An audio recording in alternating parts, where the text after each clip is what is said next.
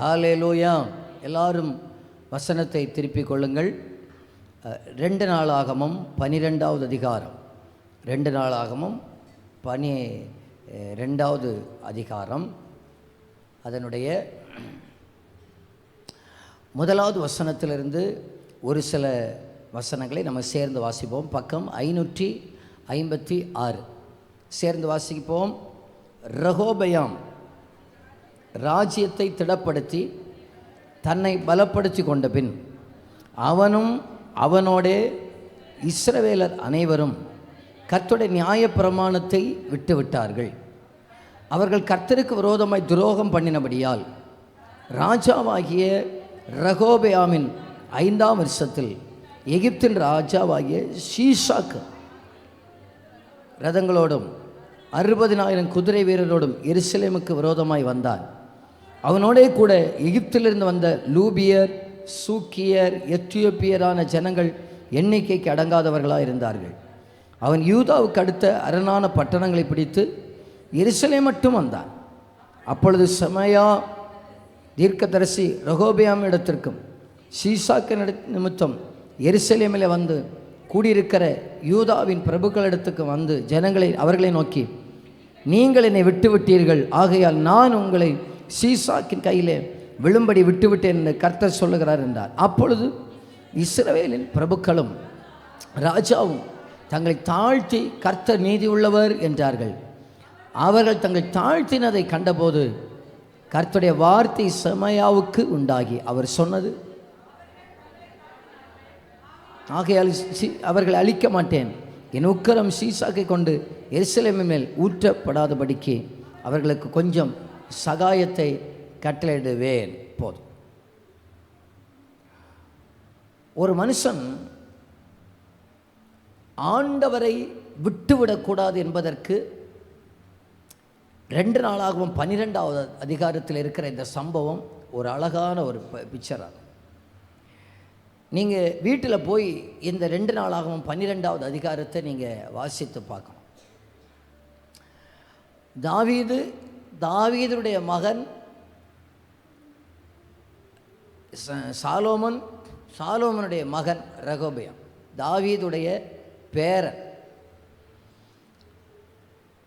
Solomon பயங்கரமான ஆலயத்தை எல்லாம் கட்டி பொன் வெள்ளி இதெல்லாம் வைத்து பிரம்மாண்டமாக வேலைகளெல்லாம் முடிச்சிட்டான். அவருடைய காலத்தில் தங்கம் அவ்வளவு அருமையாக இருந்தது. இப்படி இருக்கிறதான காலத்தில் சாலோமனுக்கு பிறகு ஆட்சி 2ஆக பிரிகிறது. யெரொபெயாம் அவன் ஒரு கூட்டத்தை கொண்டு போயிட்டான். ரெகொபெயாம் இப்படி யூதா இஸ்ரவேல் என்று 2ஆக மாறுகிறது. இப்படி இந்த தேசம் 2ஆக பிரிகிற அந்த காலத்தில் ரெகொபெயாம் ராஜ்யம் திடப்படுத்தி தன்னை பலப்படுத்தி கொண்டவன் அவன் அவனுடைய இஸ்ரவேலின் கர்த்தருடைய நியாயப்பிரமாணத்தை விட்டுவிட்டான். இந்த வசனத்தில் நம்ம கற்றுக்கொள்ள வேண்டிய 1வது பாடம் என்னவென்றால், பல நேரத்தில் நம்ம அநேகர் ஒன்றும் இல்லாத காலத்தில் ஆண்டவர் ரொம்ப தேடும். இப்போ இந்த மனுஷன் எப்போ ஆண்டவர் விட்டு விடாருன்னு சொன்னால், எப்பொழுது இவருடைய ராஜ்யம் பலப்பட்டதோ அப்போ இவர் பிரமாணத்தை விட்டு விடுறார். பலப்படாத காலத்தில் பிரமாணத்தை பிடித்திருந்தார்கள். பலப்படாத காலத்தில் ஆண்டவர் தேவை. நம்ம குறைவின் காலத்திலே மட்டுமல்ல, நம்ம நிறைவின் காலத்தில் தெய்வத்தை வார்த்தை விட்டு விடக்கூடாது. ஆண்டவர் கொடுத்தும் நம்ம சோதிப்பார், நம்ம எடுத்தும் சோதிப்பார். கொடுத்ததான காலத்தில் ஒன்றும் இல்லாத காலத்தில் நம்ம ஆண்டவரை தேடுகிறத விட அதிகமாக ஆண்டவரை தேடுகிற நல்ல பக்குவம் உள்ள இதயத்தை ஆண்டவர் நமக்கு தரணும். ஆண்டவரை விட்டு அநேக விலகி போவதற்கு காரணம், ஆண்டவர் அநேக சத்துடைய கையை ஒப்புக்கொடுப்பதற்கு காரணம், பலப்பட்ட காலத்தில் ஆண்டவர் விட்டது. ஆண்டவருடைய நோக்கம் என்ன என்பதை நீங்கள் புரிந்து கொள்ளுங்க. ஆண்டவருடைய வாஞ்சை என்ன என்பதை புரிந்து கொள்ளுங்கள். நம்மை உயர்த்துவது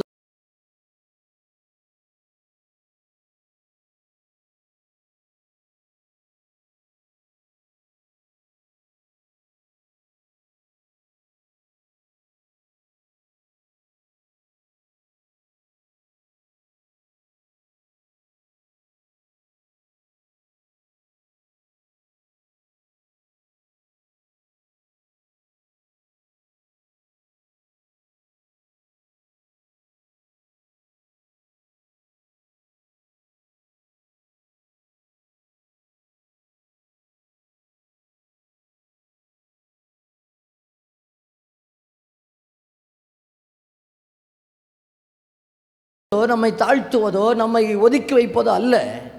நாம் அவரோடு கூட இருக்கணும். அதுதான் ஆண்டவர் ரொம்ப பிரியப்படுகிறவராக இருக்கிறார். சரிதானா? நம்ம அவரோடு கூட இருக்கணும். நம்ம அவருக்கு தேவை, நம்முடையது அல்ல அவருக்கு தேவை. நான் கொஞ்சம் காணிக்கை கொடுத்தேன், நான் கொஞ்ச நேரம் அப்படியே ஜெபம் பண்ணேன், கொஞ்ச நேரம் அதை செஞ்சேன், நான் கொஞ்சம் பொருளை கொடுத்தேன், நான் ஒரு இடத்த கொடுத்தேன். ஆண்டவருக்கு அதெல்லாம் ரெண்டாவது கட்டம். முதலாவது நம்ம ஆண்டவருக்கு தேவை. பிரம்மாண்டமான ஆலயம் இருந்துச்சு, பல லட்சம் கோடி மதிப்புள்ள ஆலயம் இருந்துச்சு. அது ஒன்றும் இல்லை, எனக்கு ஆலயம் அல்லப்பா, எனக்கு நீ எனக்கு தேவை. ரகோபேம், எனக்கு நீ தேவை. நீ என் வார்த்தைக்கு கீழ்ப்படிந்து நீ என்னோடு கூட இருக்கணும். அதுதான் ஆண்டவருக்கு தேவை. இப்போ செல்வம் வந்த உடனே மற்ற காரியங்கள் எல்லாம் நேரம் போயிருக்கும், மற்ற காரியத்திலெல்லாம் காரியங்கள் எல்லாம் செலவு பண்ண ஆரம்பிச்சிருப்போம். இதெல்லாம் வந்த உடனே ஆண்டவரையும் விட்டாச்சு, ஆண்டவருடைய பிரமாணத்தையும் விட்டாச்சு. நம்ம கொஞ்சம் யோசித்து பார்ப்போம். ஆண்டவரனை நடத்தாத காலத்தில் ராத்திரியும் பகலும் ஆண்டவரை தேடினேன். நடத்துகிற காலத்தில் முதல்ல இருந்ததை விட அதிகமாய் தேடுகிற ஒரு நல்ல இருதயத்தில் தான் நான் இருக்கிறேன். நான் குறைவுபட்டிருப்பேனே, ஆனால் இன்றைக்கு திரும்ப அவர் பாதத்தில் வந்து விழுகுவதற்கு கர்த்தர் நமக்கு கிருபை தருவாராக. ஆண்டவருக்கு நம்ம அவருக்கு தேவைங்க. நம்ம அவரோடு கூட இருக்கணும், அவரோடு நடக்கணும், அவரோடு பேசணும், அவருடைய விருப்பத்தை நம்மோடு கூட வெளிப்படுத்தணும். இப்படியெல்லாம் ஆண்டவர் ரொம்ப பிளானோடு திட்டத்தோடு கூட இருக்கிறார். நம்ம மேலே ரொம்ப வாஞ்சியோடு கூட இருக்கிறார், எதிர்பார்ப்போடு கூட இருக்கிறார். இவர்களை ரட்சித்ததற்காக நம்ம அவரோடு கூட இருப்போம். இவர்களை அபிஷேகம் பண்ணதற்கு நம்ம அவரோடு கூட இருப்போம். இவர்களை எதற்காக நம்ம அவரோடு கூட இருப்போம். இவரை இந்த பொறுப்பில் வைத்தால், இவரை இந்த பதவியில் வைத்தார், என்னோடு கூட இருப்பாங்க, என்னுடைய நாம மகிமைக்காக இருப்பாங்க. விட்டுட்டார் பாருங்க. நம்முடைய உள்ளத்தில் ஒரு பெரிய ஒரு ஆதங்கம் வரணும். சங்கீதக்காரன் சொன்னது போல கொஞ்ச காலத்தில் அவருடைய கோபம் பற்றி எறிய போகிறது. அவரை அண்டிக் கொள்ளுகிறவர்கள் பாக்கியவான்கள், அவர் பாதத்தை முத்தமிடணும்னு சொல்லி 2வது சங்கீதத்தில் கடைசி வசனத்தில் இருக்கிறது. அவர் பாதத்தில் இருக்கணும். அவர் பாதத்தை முத்தமிடுதல் என்று சொன்னால் என்ன? பக்கத்தில் வரணும், நான் அவரை நேசிக்கணும், அவரோடு கூட இருக்கணும். நமக்கு வருகிற சில இழப்புகளும், நமக்கு வந்த சில பிரச்சனைகளும் நாம் ஆண்டவரை விட்டதினால் ஆண்டவர் சில நேரத்தில் நம்மை சத்துருக்கு ஒப்பு கொடுத்திருக்கிறார். நான் இதில் இந்த சில காரியங்களை உங்களுக்கு நான் காட்டுகிறேன். ஒரு மனுஷன் ஆண்டவரை விடுறதுனால் அந்த மனுஷனுக்கு வருகிற இழப்புகள் எப்படி இருக்கும் என்று சொல்கிறேன். என் அன்புக்குரியவர்களே, இந்த காலை வேளையில் நீங்கள் எத்தனை பேர் விரும்புகிறீங்க நான் அவரோடு கூட இருப்பது அவருடைய விருப்பம்னு சொன்னால், நான் அவரோடு கூட இருப்பதற்கு என்னை அர்ப்பணிக்கிறேன் என்று சொல்லுகிறவர்கள் அந்த கரத்தை உயர்த்தி ஒரு அல்லேலூயான்னு சொல்லிருங்க பார்க்கலாம். அவரோடு கூட இருக்கணும், அவர் பக்கத்தில் இருக்கணும், அவர் பிரசன்னத்துக்குள்ளே இருக்கணும், அவர் சமூகத்துக்குள்ளே இருக்கிறது விருப்பம். நான் அங்கே இருந்துடுறேன் ஆண்டவரே, அங்கே இருந்துடுறேன். என்னை உயர்த்துகிறது அவருக்கு ஒரு பிரச்சனையே கிடையாது. என்னை உயர்த்துவது அவருக்கு லேசான காரியம். இன்னைக்கு நம்ம கொஞ்சம் கேட்டது கிடைக்கலாம், திரும்ப அவரை விட்டு ஓடிடுறது. நினைச்சது நடக்காவிட்டால் திரும்ப அவரை விட்டு ஓடிடுறது. நினைச்சா ஆண்டவரும், நான் நினைச்ச காரியம் நடக்காவிட்டாலும் ஆண்டவர் இல்லைங்கிறதும் எவ்வளோ பெரிய ஒரு முட்டாள்தனம்னு பாருங்க. நமக்கு எல்லாரையும் உண்டாக்கினவர் அவரே, நமக்குரிய எல்லாவற்றையும் ஆயத்தப்படுத்தி வைத்திருக்கிறவர் அவரே. அவர்கிட்ட யாரும் நீதி பேசவே முடியாது, நீதி பேசவும் கூடாது. ஏனென்றால் நம்ம கேட்டதையும் கேட்காதையும் அனுதினமும் தந்து கொண்டிருக்கிற நல்ல ஆண்டவர், நல்லோர் மேலும் தீயோர் மேலும் மழையை பெய்ய பண்ணி கொண்டிருக்கிற ஆண்டவர், இரக்கங்களின் பிதா, ஜோதிகளின் பிதா, அவ்வளவு நல்ல ஒரு பிதாவானவரை நம்ம அப்பாவாக கொண்டிருக்கிறது மிகப்பெரிய ஒரு பாக்கியம். அந்த அப்பாட்ட நீதி பேச நிற்கக்கூடாது, நான் சொல்றதை நீங்க செய்யுங்கன்னு சொல்ல நிற்கக்கூடாது. நீர் சொல்லுகிறத நான் செய்யணும் ஆண்டவரே, நீர் விரும்புகிறத நான் நடக்கணும் ஆண்டவரே, உம்முடைய சித்தம் தான் என்னுடைய இருதயத்தின் ஏக்கம். என்னுடைய விருப்பம் அல்ல, உம்முடைய விருப்பம் என்னுடைய இருதயத்தின் ஏக்கமா மாறணும். அது மாறாதது தான் பல பிரச்சனைக்கு காரணம். ஏதையோ சில ஜபத்தை விட்டுருப்போன்னு சொன்னான், சில ஆண்டவரோடு கூட உள்ள உறவை விட்டுருப்போன்னு சொன்னான். இன்றைக்கு அதை திரும்ப புதுப்பிப்பதற்கு கர்த்தர் நமக்கு கிருபை தருவாராக. இன்றைக்கு நம்ம அன்றைக்கு ஒரு செமையா என்கிற ஒரு தீர்க்கதரிசியை கொண்டு என் ஜனத்தை உற்சாகப்படுத்தின ஆண்டவர் இன்றைக்கு நம்மையும் உற்சாகப்படுத்துவாராக. ஏதோ சில விட்டதை திரும்ப தொடருவதற்கு ஆண்டவர் நமக்கு கிருபை தருவாராக. ஜெபத்தை, ஆராதனையை, துதிய, தேவ பிரசன்னத்தை, ஏதோ சிலரை விட்டதை திரும்ப பற்றி கொள்வதற்கு கர்த்தர் நமக்கு இரக்கம் பாராட்டுவாராக. விட்டதினால் வந்த விளைவுகளை நான் உங்களுக்கு சொல்லுகிறேன். நம்பர் 1, நான் தெய்வத்தை விட்டதினால் சம்பந்தமே இல்லாமல் சொந்தத்திலிருந்து சத்துருக்கள், எதிர்க்கிறவர்கள் எழும்புவார்கள். 2வது வசனத்தில் எகிப்தின் ராஜாவாகிய சீசாக்கு 1200 ரதங்களோடெல்லாம் வந்தான் இருக்கு இல்லையா? எகிப்தின் ராஜா. சாலோமனுக்கு மனைவி எங்கே உள்ளவங்க?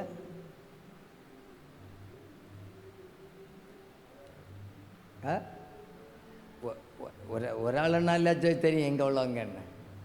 1000 ஆனால் எங்கே தெரியும்? சாலோமனுக்கு மனைவி எங்கே உள்ளவங்க தெரியுமா? 1 ராஜாக்கள் 3வது அதிகாரம் 1வது வசனத்தை வாசிங்க. 1 ராஜாக்கள் 3:1. சாலோமன் எகிப்தின் ராஜாவாகிய பார்வோனோடே சம்பந்தம் கலந்து பார்வோனின் குமாரத்தியை விவாகம் பண்ணி. இப்போ ரெகொபெயாமுக்கு அப்பாவுக்கு தகப்பனுக்கு இருந்த ஒய்ஃபுகளில் பிரதானமானது எகிப்தில் உள்ளது.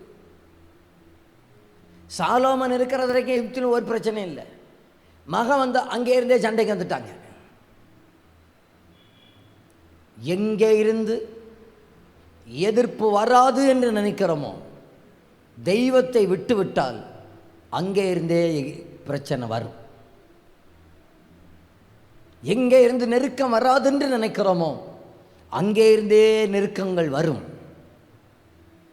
அங்கே இருந்தே பிரச்சனைகள் வருவதற்கு காரணம் நான் தெய்வத்தை விட்டது தான் காரணம். தெய்வத்தை விட்டது தான் காரணம். முதல்ல நான் ஆண்டவரை விட்டு விட்டால், நான் அலையாமலே, யாரும் மந்திரவாதம் பண்ண வேண்டாங்க, யாரு அனுப்பண்டாங்க, யாரு பில்லி சூனியம் பண்ணண்டாங்க, தானா பிரச்சனை வரும். நமக்கு இப்போ எல்லாருக்கும் ஒரு பிரச்சனை வந்தால் போதும், ஒரு நாள்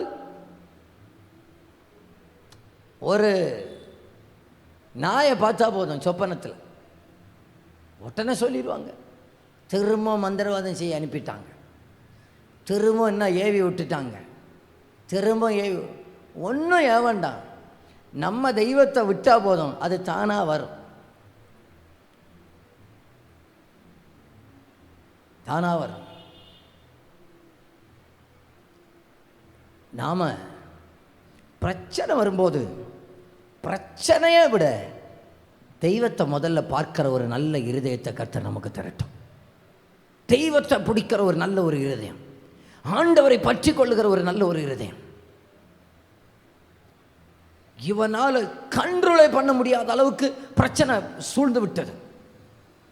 கண்ட்ரோல் பண்ண முடியாத பிரச்சனை, பிரச்சனையின் உச்சத்தில் இருக்கிறதான நேரத்தில், போராட்டத்தில் உச்சகட்டத்தில் இருக்கிறதான நேரத்தில் அப்பாவுடைய பாதத்தை திரும்ப வருகிற ஒரு உள்ளத்தை ஆண்டவர் நமக்கு தரட்டுமே. இன்னைக்கு ஆண்டவரே, நான் திரும்ப வருகிறேன் ஆண்டவரே, உங்கள் சமூகத்தில் நான் திரும்ப வந்து விழுகிறேன் ஆண்டவரே, மண்டி இடுகிறேன் ஆண்டவரே.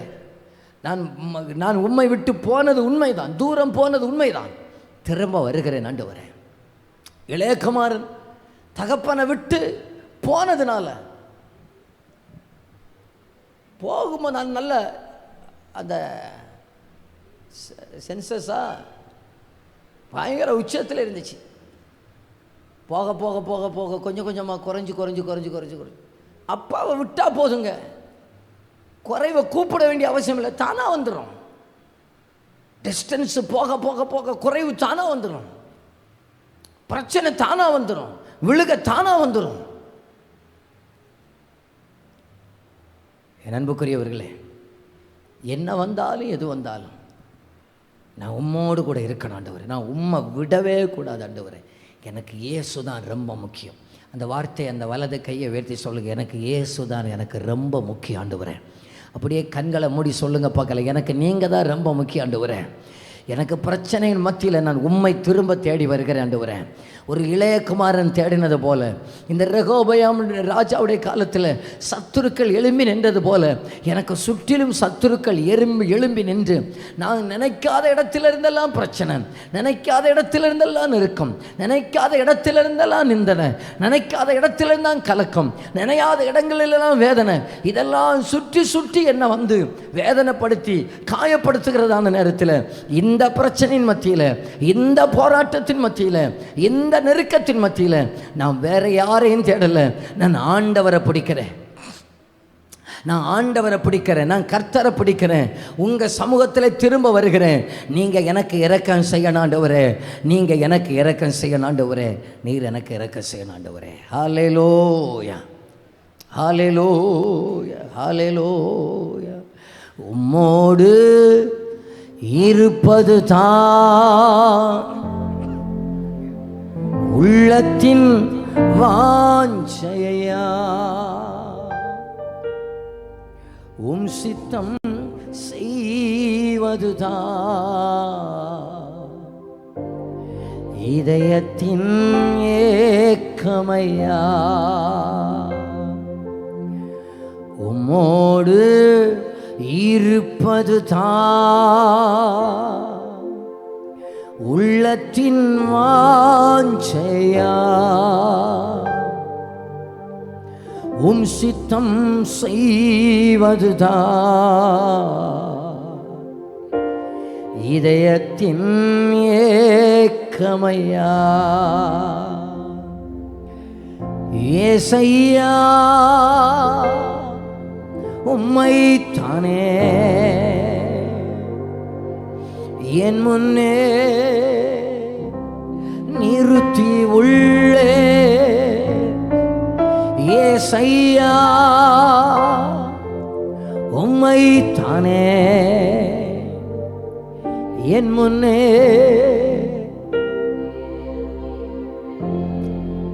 அடுத்ததா வந்த ரெண்டாவது பிரச்சனை என்னன்னா, ரெண்டாவது பிரச்சனை 10வது வசனத்திலிருந்து வாசிக்கலாம். 2 நாளாம் 12வது அதிகாரம் 10வது வசனத்திலிருந்து. அவைகளுக்கு பதிலாக 9லிருந்து வாசிப்போம். அப்படியே எகிப்தின் ராஜாவாகிய சீசாக் எருசலேமுக்கு விரோதமாய் வந்து கர்த்தருடைய ஆலயத்தின் பொக்கிஷங்களையும் ராஜாவுடைய அரண்மனை பொக்கிஷங்களையும் சாலோமோன் செய்வித்த பொன் பரிசைகள் ஆகிய சகலவற்றையும் எடுத்துக்கொண்டு போய்விட்டான். அவைகளுக்கு பதிலாக ராஜாவாகிய ரெகோபயாம் வெண்கல பரிசைகளை செய்வித்து அவைகளை ராஜாவின் வாசற்படியை காக்கிற சேவர்களுடைய தலைவர் கையில் ஒப்புக்கொண்டான். எப்படி போகுதுன்னு பாருங்க. அவங்க வந்து பொன் பரிசைகள் எல்லாம் தூக்கிட்டு போயிட்டாங்க.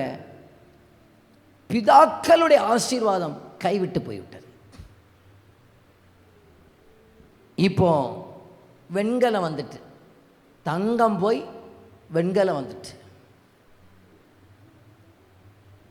தங்கம் போய் வெண்கலம் வந்ததுக்கு காரணம் என்ன? தெய்வத்தை விட்டு விட்டதுனால. ஏதோ ஒன்று எனக்கு இருக்குன்னு சொல்லக்கூடாது, என்னை விட்டு போச்சு என்பதை கண்டுபிடிக்கணும். நான் இருக்கிறதுல அப்படியே இருக்கிற ஆவிக்குரிய வாழ்க்கையில் அப்படியே திருப்தி அடைந்து விட்டு போய்விடக்கூடாது. தங்கம் போச்சு, வெண்கலம் வந்துச்சு.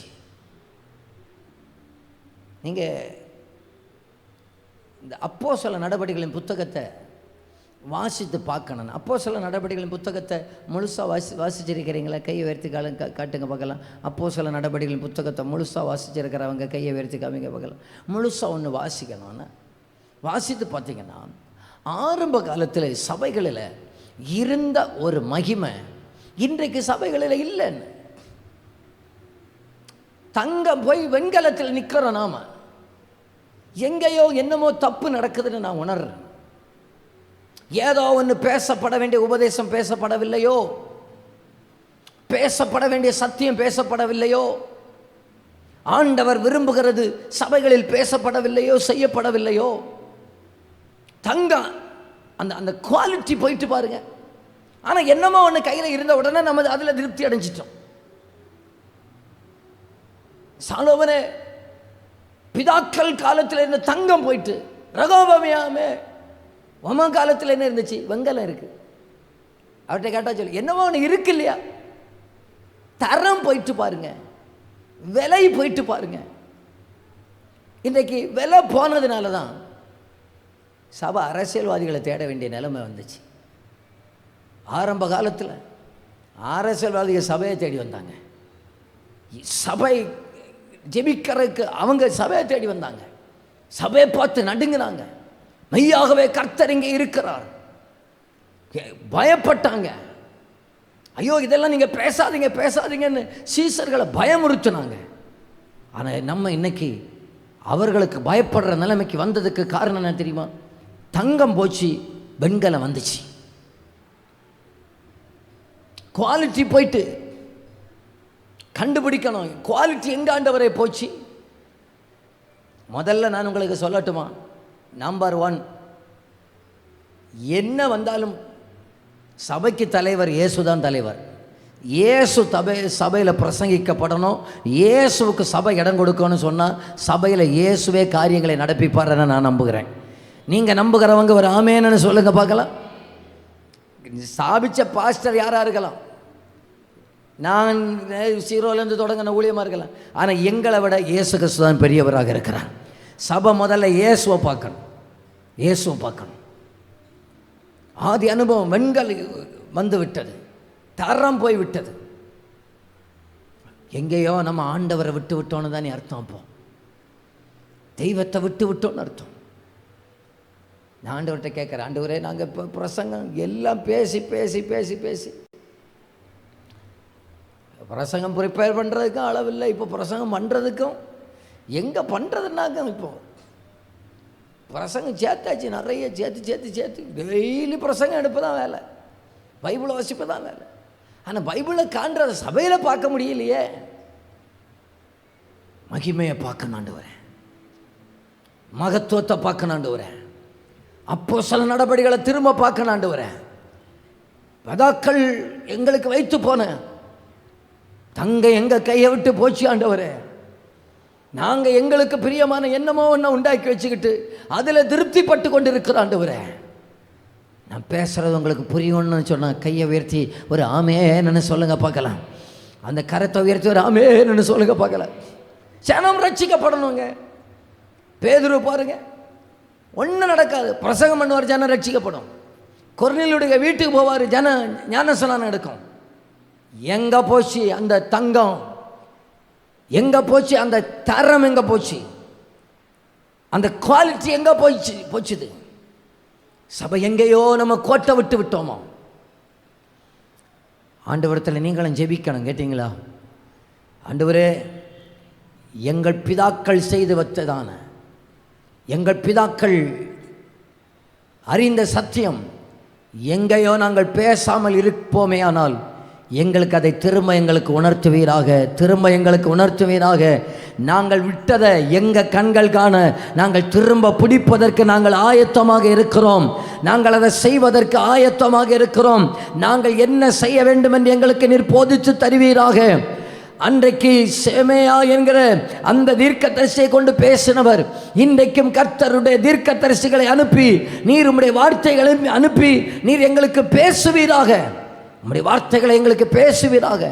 பழைய தரத்துக்குள்ள நாங்கள் திரும்ப வந்துடணும், பழைய குவாலிட்டிக்குள்ள நாங்கள் திரும்ப வந்துடணும், பழைய அபிஷேகத்துக்குள்ள திரும்ப வந்துடணும், பழைய அனலை நாங்கள் திரும்ப பார்க்கணும், பழைய அபிஷேகத்தை திரும்ப பார்க்கணும். கொஞ்சம் ஜனங்கள் வந்தாங்க, கொஞ்சம் ஜனங்கள் ரட்சிக்கப்படுறாங்க, எங்கள் காரியங்கள் அப்படியே நடந்து போகிறது. ஆகையினால இது தான் ஆவியானுடைய அபிஷேகத்தின் ஆழம்னு நினைச்சிடக்கூடாது.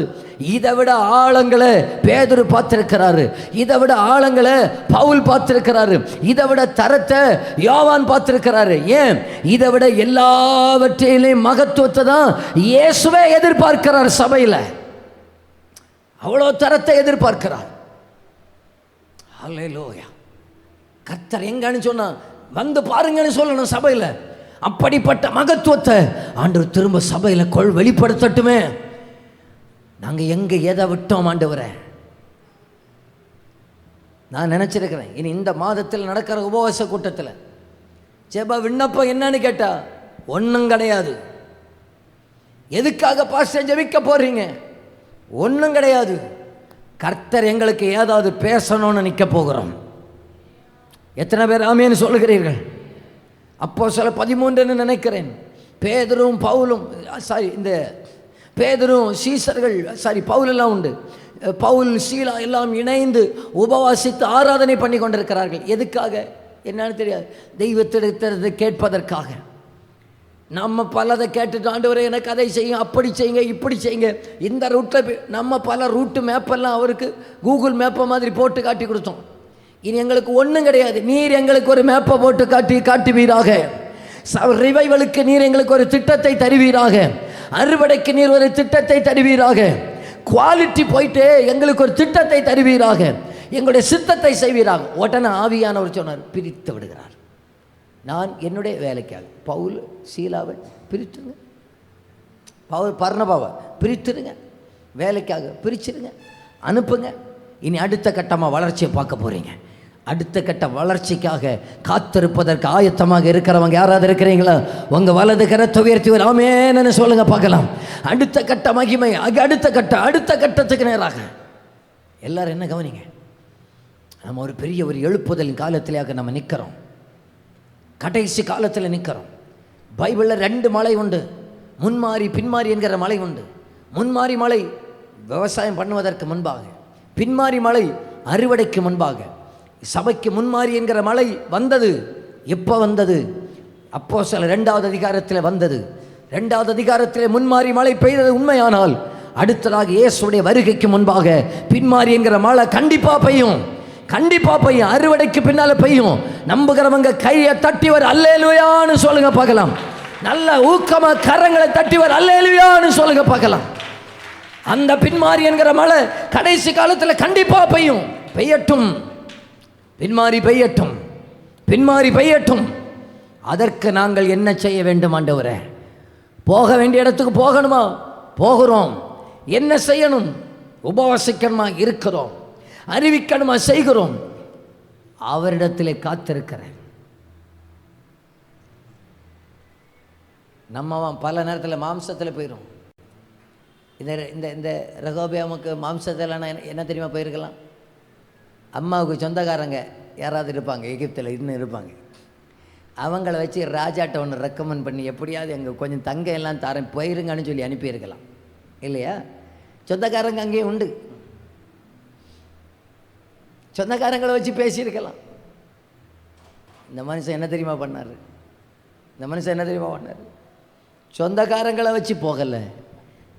கர்த்தரிடத்திலிருந்து ஒருவன் வந்தான், அவர் வார்த்தை அப்படியே ஏற்றுக்கொண்டான். 2 காரியங்களை அதிலிருந்து சொல்லி நான் முடிக்கிறேன். 5வது வசனத்திலிருந்து வாசிப்போம். அப்பொழுது சமாயா தீர்க்கதரிசி எடுத்துக்கிட்டீங்களா? அந்த இருக்கு 2 நாளாகும் 12:5 லைட்டாக தான் தெரியுதோ? சரி வாசிங்க பார்க்கல. அப்பொழுது சமாயா தீர்க்கதரிசி ரெகோபெயாம் இடத்திற்கும் சீசாக்கு நிமித்தம் எருசலேமில் வந்து கூடுகிற யூதாவின் பிரபுக்கள் எடுத்து வந்து அவர்களை நோக்கி, நீங்கள் என்னை விட்டு விட்டீர்கள், ஆகையால் நான் உங்களை சீசாக்கின் கையிலே விழும்படி விட்டுவிட்டேன் என்று கர்த்தர் சொல்லுகிறார். என்ன கவனிங்க,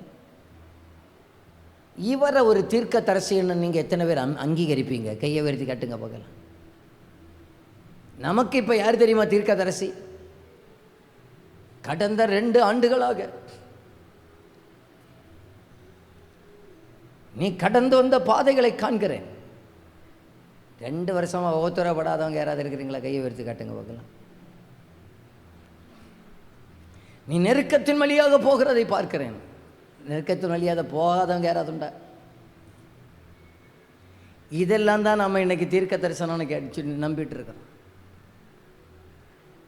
நீ பலவீனத்தினால் போராடி அடிக்கடி பலவீனப்பட்டு கொண்டிருக்கிறதை பார்க்கிறேன். பலவீனப்படாதவங்க யாராவது இருக்கிறீங்களா? கையை உயர்த்தி காட்டுங்க பார்க்கலாம்.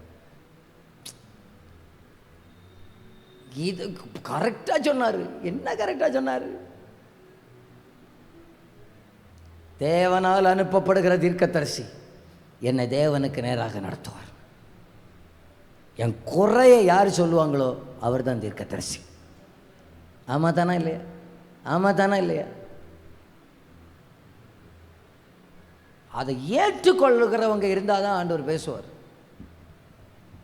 ஆண்டவர் எங்கள் குறைகளையும் நீர் எங்களுக்கு வெளிப்படுத்துங்க ஆண்டவரே. இதுக்கு காரணம் என்ன? ரீசன் என்ன? இதுக்கு ரீசன் என்ன? அது நான் ஆண்டவரை விட்டது. உடனே அதை ஏற்றுக்கொள்ளுகிற தீர்க்க உள்ளத்தை ஆண்டவர் நமக்கு தரட்டும். கோல்டு போயிட்டு இந்த வெங்கலம் வந்துச்சுன்னு சொல்கிறேன் இல்லையா, அதை ஏற்றுக்கொள்கிற ஒரு இருதயம் இருந்துச்சுன்னா தான் கர்த்தர் அடுத்த காரியத்தை நடத்துவார். பழையது போச்சு, வேற என்னமோ வந்துச்சு, தேவ மகிமை போய்விட்டது. இப்போ மகிமை போயாச்சுன்னா அதுக்கு பேர் இக்கபோத்துனாக்க பேர் வெறுமை வந்து விட்டது. ஏற்றுக்கொண்டால் கர்த்தர் அடுத்த கட்டத்துக்கு நேராக நடத்துவார், வழிகாட்டுவார். வழிகாட்டு ஏற்றுக்கொள்ளுகிற குறைகள் சுட்டி காட்டப்பட்டால் ஏற்றுக்கொள்ளுங்கள். ஆசீர்வாதத்தை மட்டுமல்ல, குறைவுகள் சுட்டி காட்டப்பட்டால் அதை அப்படியே அங்கீகரியுங்கள். இது எனக்கு நான் சீர்பட வேண்டும் என்று அங்கீகரியுங்கள், ஒத்துக்கொள்ளுங்கள். நான் மாற வேண்டும் என்று ஒத்துக்கொள்ளுங்கள். என்னில் மாற்றம் விட ஒத்துக்கொள்ளுவோம். குறை சொல், இது நீங்கள் செய்கிற தப்புன்னு சொல்ல நம்ம அதை பிடிக்காம போயிடக்கூடாது. ஆமாம், இது தப்பு தான், இது வேண்டாமா இருந்துச்சு, இதை செய்ய வேண்டாமா இருந்துச்சு, இது இப்படி பேச வேண்டாமா இருந்துச்சு, இங்கே போக வேண்டாமா இருந்துச்சு, அதை ஒத்துக்கொள்ளுகிறவர்கள் அவர்கள் தான் அடுத்த மகிமையை காண்பார்கள். அவர்கள் தான் தேவனுடைய கிரியைகளை காண்பார்கள். ஒத்துக்கொள்ளாத இருதயமாக நம்முடைய இருதயம் கடினப்பட்டிருக்க வேண்டாம், ராஜாவாகவே இருக்கட்டுமே. ஒத்துக்கொள்ளுகிற நல்ல ஒரு உள்ளத்தை ஆண்டவர் நமக்கு தருவாராக. அல்லேலூயா. நம்பர் 2 6வது வசனத்தை வாசிங்க. அதை மட்டும் சொல்லி நம்ம ஜெபிக்க போகிறோம். 6வது வசனம். அப்பொழுது இஸ்ரவேலின் பிரபுக்களும் ராஜாவும் தங்களை தாழ்த்தி கர்த்தர் நீதி உள்ளவர் என்றார்.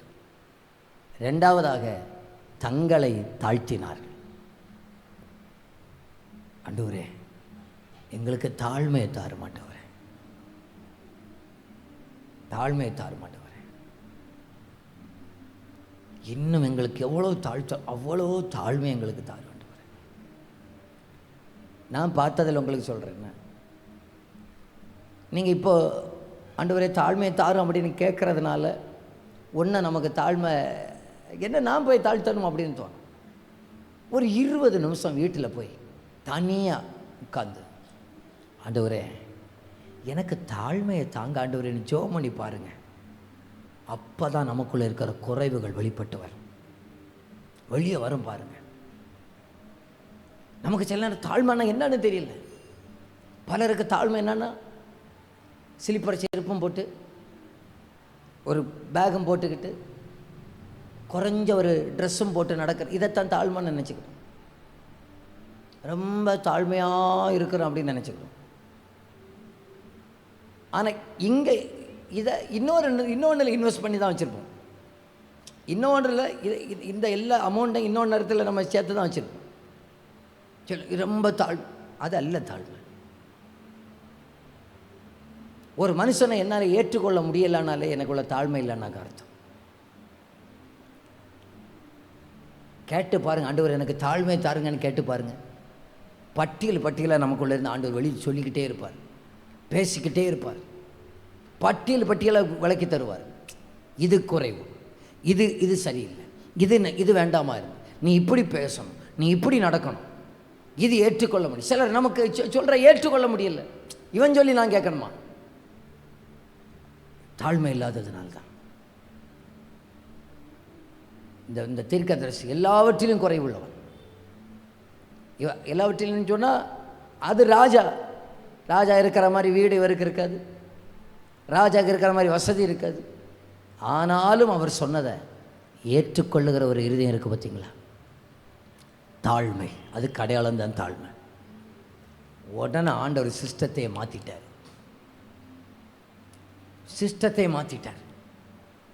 ஒப்பு கொடுக்க மாட்டேன், ஒப்பு கொடுக்க மாட்டேன். ரொம்ப கலங்கி போய் நிற்கிறதா நேரத்தில் உடனடியாக தெய்வ சமூகத்தில் விழுந்துட்டீங்கன்னு சொன்னான். தாமதம் இல்லாமல் என் தெய்வம் நமக்காக எதையும் செய்ய வல்லவராக இருக்கிறார். எல்லாவற்றுக்கும் அடிப்படையே தாழ்மை, அடிப்படையே தாழ்மை தான். ஜெபத்துக்கு அடிப்படை தாழ்மை, ஆசீர்வாதத்துக்கு அடிப்படை தாழ்மை, எழுப்புதலுக்கு அடிப்படை தாழ்மை. பவுலே சொல்கிறார், அநேகர் உயர்த்தப்படும்படியாக நான் என்னை தாழ்த்துகிறேன் என்று சொல்கிறார். எல்லாவற்றுக்கும் அடிப்படை தாழ்மை. இன்றைக்கி வீட்டில் போய் 1 மணி நேரமாக ஜெபம் பண்ணானே, நான் வேறு ஒன்றும் கேட்கக்கூடாது. கர்த்தாவே எனக்கு தாழ்மையை தாங்கப்பான்னு கேட்டு பாருங்கள், அப்போ தெரியும்.